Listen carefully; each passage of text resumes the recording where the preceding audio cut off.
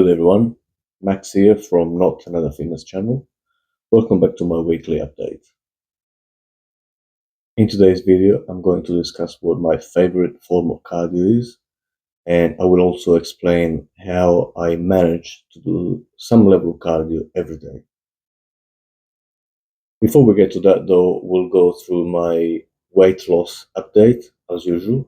As you can see, I'm finally breaking the 80 kilos mark. First time in quite some time, I gotta say. And this is a pretty decent point. To be honest, I was hoping to be around this weight after 6 weeks. So I will say that I'm on the right track. Obviously, when I started, I did say that this was going to be a 12-week plan, which means I'm halfway through right now. And then once we get to the end, I'll decide whether I'm going to maintain or main gain.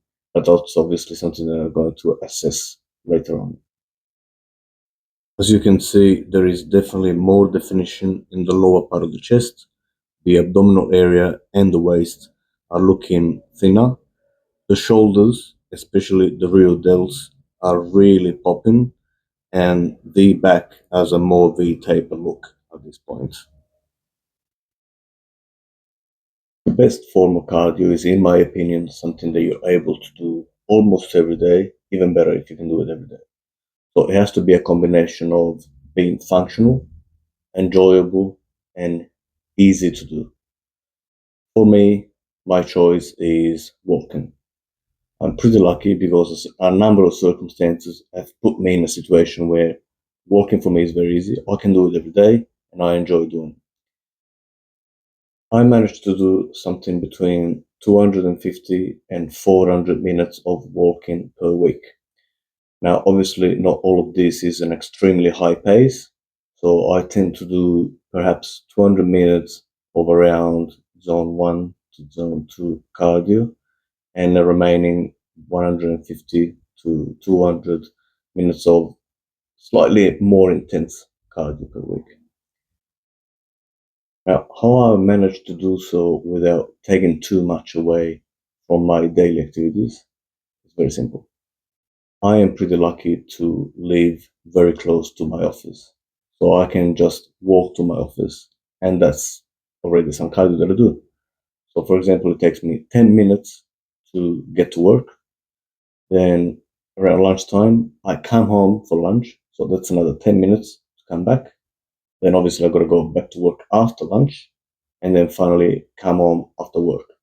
So that means just by going to work, that's 40 minutes of walking a day.